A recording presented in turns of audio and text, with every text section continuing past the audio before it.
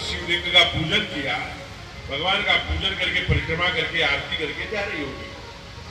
राजा वहां का बोला कि इस लड़की के बाप को बुलाओ, कौन है। बड़ी गरीब ब्राह्मण आए, कहा मैं ही उस अभागन का क्या कोई गलती कर दी क्या। कहने आपकी बेटी का क्या नाम है। कहा मेरी बेटी का नाम अहिल्या है।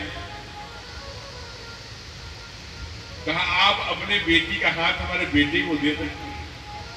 अब वो तो सोचे भी नहीं होंगे, सामान्य गरीब परिवार के व्यक्ति। कहा अरे हमारी बेटी रानी बनेगी, इसलिए बड़ा धूमधाम से शादी हुई। आगे चलकर यही अहिल्याबाई होलकर का इनके देश में कानून बना, इनके राज्य में, कि जो दूसरे मां बहन को कुदृष्टि से देखेगा अथवा उनके जो भी मृत्युदंड की बात चल रही है, आज के आप तक 250 वर्ष पहले बात बता रहा हूं, 350 वर्ष पहले मां ने कह दिया, जब मुगलों ने आक्रमण किया था तब की बात है। मां ने कहा जो पराई मां बहन को दृष्टि से देखेगा उसे मृत्युदंड मिले। चल पड़ी यात्रा पर। आज भी जाके देखना है आप, अभी 200-250 वर्ष तो बीती गए, 200 वर्ष के। आप जाके देखना है महेश्वर के पास आज भी उसकी कुटिया है मां की, वो होलकर परिवार का, जैसे किसी किसान का घर हो, वो राजमहल। जरा सोचिए, चल ली वो क्या करने चल ली, जीर्णोद्धार। जो जो इन मुगलों के द्वारा हमारी मंदिर और मूर्ति खंडित किए गए थे, उसका जीर्णोद्धार करने बेटी चल ली अहिल्याबाई होलकर। कम उम्र में ही वैधव्यता को प्राप्त हो गई, लगभग 29 वर्ष में। यही काशी में आई, धीरे धीरे धीरे धीरे सब करते हुए यही काशी में। आज के हम 10 साल पहले भी कथाएं जहां सुनाए होंगे, प्रसंग जरूर सुनाता हूं। आज देखिए वो बातें सच हो रही है। वही बैठ गई बेटी बाबा का दर्शन करके। अब शिवलिंग ही नहीं है, दर्शन क्या करना। कहा शिवलिंग था, मुगलों के डर से, भय से कि शिवलिंग को खंडित न कर दे, इसलिए हम लोग ज्ञान वापी कुएं में से फेंक दिए। ज्ञान व्यापी कुएं को खुदवाया, 3 दिन बिना खाए पिए भूखे प्यासे। चौथे दिन स्वप्न हुआ, बेटी तुम मुझे यहाँ कहाँ खोज रही हो, मैं वहीं तेरे पास मिलूंगा नर्मदा में, वहीं जाओ माहेश्वर। वहीं लौट के आई, आचार्यों को बुलाए, तेजस्वी आचार्यों को, और वहीं पर रुद्री कराई। और जो ही ओम पूर्णमिदं पूर्णात् पूर्णमुदच्यते हुआ पाठ शुरू हुआ, उसी समय छलकता हुआ नर्मदा के उस कलकल निनाद करती हुई मैया की गोदी से नर्मदेश्वर महादेव मैया के आंचल में आ गए। ये चमत्कार है। वही मूर्ति लाकर आज भी बाबा विश्वनाथ के जो मंदिर है, वो नर्मदेश्वर लिंग है, अहिल्याबाई होलकर के द्वारा स्थापित। बाद में षड्यंत्र करके लोगों ने कहा मृत्युदंड करने की बात, उनके बेटे को ही फंसा दिया। जिस अपराध में रानी मृत्युदंड घोषणा की थी, लेकिन ये मां को बताना नहीं है कि बेटा है, क्या होगा।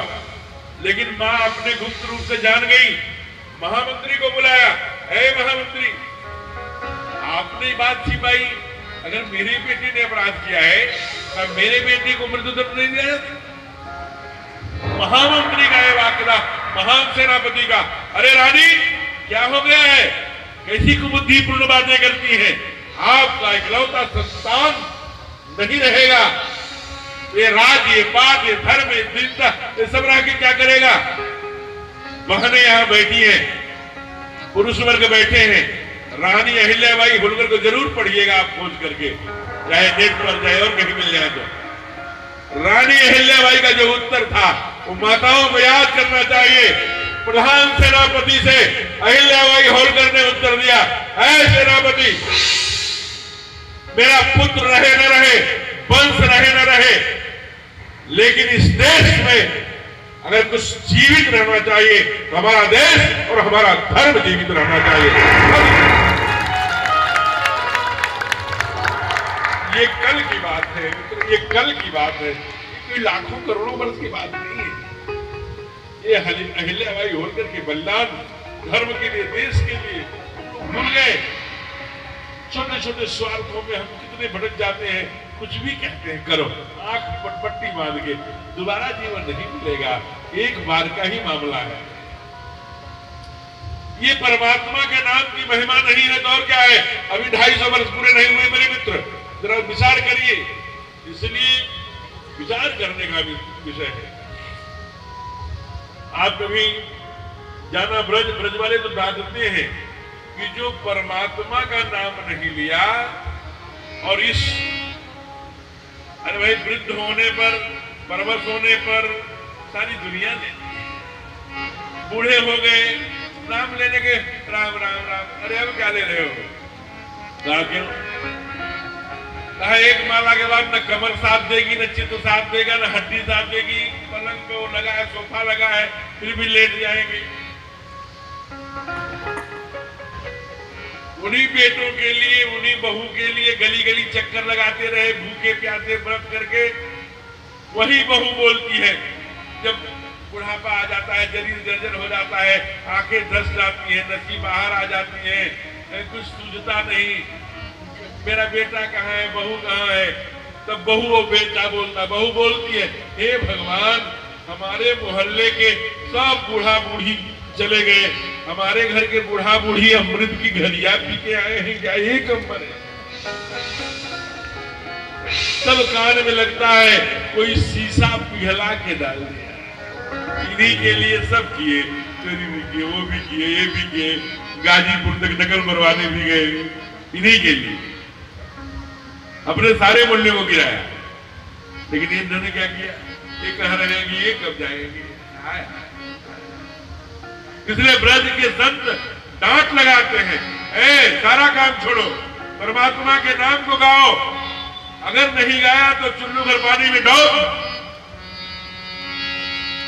नारायण नाम हो ना